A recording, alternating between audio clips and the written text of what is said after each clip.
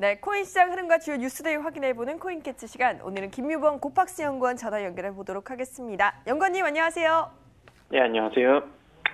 네, 저희 주요 암호화폐 흐름부터 확인해 보도록 하겠습니다. 지난주에 지금 블록체인 주간이 열렸음에도 불구하고 시장에서는 큰 호재로 받아들이지 못하는 모습이었는데요. 오늘은 지금 주요 화폐들 반등에 나서주고 있습니다. 비트코인이 오늘 3.4% 오르면서 941만 원 선에 움직이고 있고요. 지금 이더리움 역시 상승세를 지속하고 있습니다. 2.16% 오른 78만 7천 원 선에 움직이고 있는데요. 오늘 시장 전반적인 흐름 한번 짚어주시죠.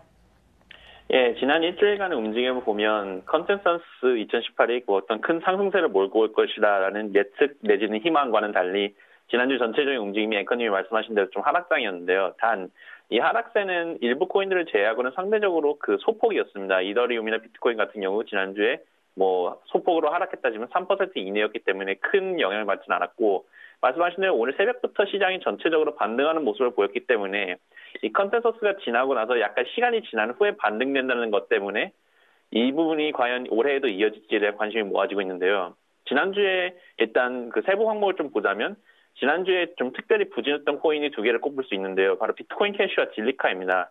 비트코인 캐시는 그 5월 15일 날 하드포크 소식이 발표되면서 5월 10일 정도까지는 상당히 큰 상승세를 보였지만 5월 11일부터 이에 대한 하락세가 들어오면서 이 하드포크가 5월 15일에 진행됐음에도 불구하고 시세에는 결국 큰 영향을 미치지 못하면서 지난주에 많이 하락한 코인이 하나가 됐고요. 질리카 같은 경우에 5월 첫째 주에 한국에 상장하고 고팍스를 비롯해 한국의 여러 거래소에 상장되면서 큰 상승세를 보였지만 이에 대비해서 지난주에는 마치 그것을 반영하듯이 반대로 쭉 하락세를 보이면서 약간 안타까운 사정을 지었는데요.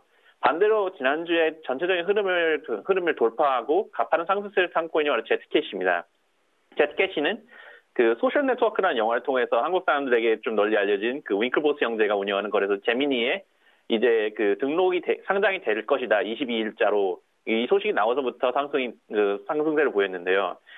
다른 익명성 강조 암호화폐, 모네로, 대시, 피빅스 등의 부진과는 참 반대되는데 희한한 건 제미니는 상대적으로 미국 정부와 규제 당국에 많이 협조를 하는 거래소로 알려져 있는데 이 규제하는데 애매모호함 때문에 익명성 위주의 화폐들이 이제 고사될 가능성도 있다라고 점쳐지는 것과는 달리 이 제트캐시는 제미니가 그 비트코인과 이더리움 다음 종목으로 상장했다는 것은 상당히 흥미로운 부분인데요. 이 제트캐시에 대해서 좀 자세히 살펴보는 것은 추후에 한번 재방문해 보도록 하겠습니다.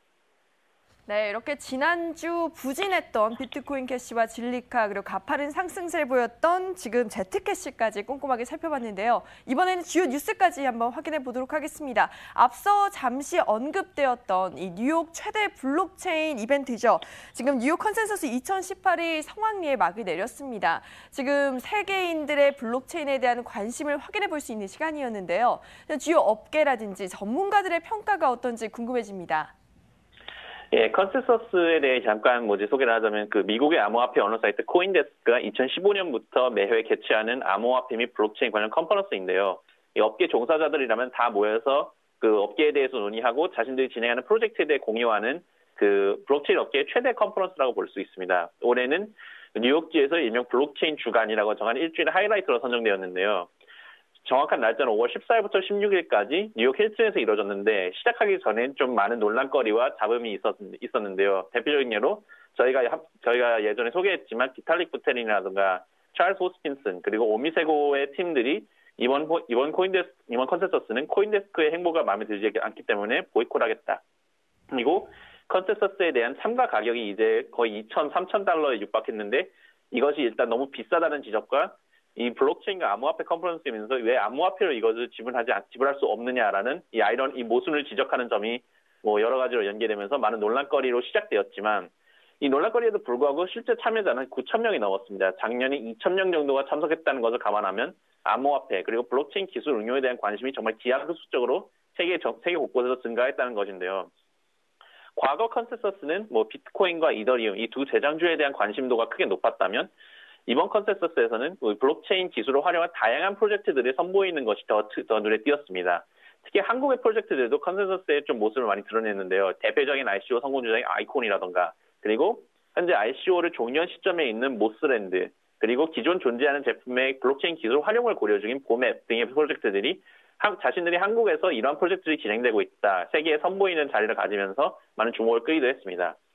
또한 뉴욕에 위치하고 있기 때문에 이 금융회사들이나 규제 담당자들이 다수 참석하면서 암호화폐에 대한 거시적 차원의 논의가 달라지고 있다. 이것이 보여줬는데요. 이에 대해서는 의견이 많이 갈렸습니다. 이게 기존에 있던 암호화폐와 생태계 그리고 이것을 금융계라든가 정부 관계자들이 결국 집어삼키는 것이 아니냐라는 의견과 암호화폐계는 결국 기존 질서와의 협력과 공존, 상호 피드백을 통해 더 크게 발전할 수 있을 것이다라는 기대를 가진 사람들의 의견이 많이 갈렸습니다.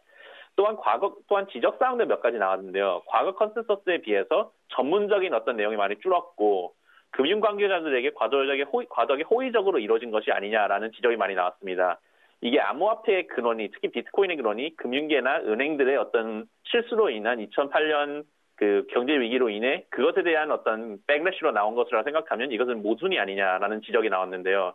따라서 이 일부에서는 컨센서스가 아닌 다른 행사가 암호화폐계의 그 어떤 그 넘버원 행사로 만들어야 된다라는 의견도 들리고 있습니다.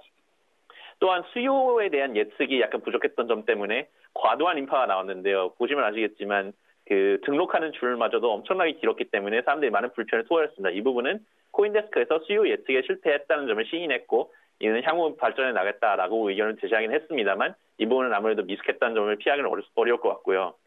종합적으로 많은 사람을 모으는 데 성공했고 블록체인 기술의 활용, 관련 규제 등에 대한 논의를 진행한 것은 좋았으나 과거에 비해 많이 기업화된 모습을 보여주면서 업계 종사자들로부터는 부정적인 반응이 좀 많이 나왔습니다. 이게 대조되는 게 뉴욕에서 이 컨센서스가 이루어지기 직전에 예정되었던 이더리얼이라는 이더리얼 정상회담이라는 컨퍼런스가 있었는데요. 이 컨센서스가 대규모면서 업계 전반적인 논의가 진행되었다면 그 이더리얼 서밋은 상대적으로 소규모면서 이더리움에 집중된 어떤 개발자들의 논의가 이루어졌다. 그래서 이 두 이벤트를 보는 시각이 많이 달라졌기 때문에 결국 암호화폐계, 블록체인계도 어느 정도 양분화되어 있다라는 상반된 시각을 보여주는 현상이었다. 이걸로 어떻게 보면 컨센서스의 제일 큰 의의가 아닌가 싶습니다. 네, 이렇게 컨센서스 2018에 대한 업계의 평가까지 김유범 고팍스 연구원과 함께했습니다. 오늘 말씀 고맙습니다. 네, 감사합니다. 네, 오늘은 이렇게 시장의 흐름과 주요 뉴스, 굵직굵직한 뉴스를 한번 확인해 봤는데요. 저희는 내일 이 시간도 더욱더 핫한 소식으로 찾아오도록 하겠습니다. 지금까지 코인캐치였습니다.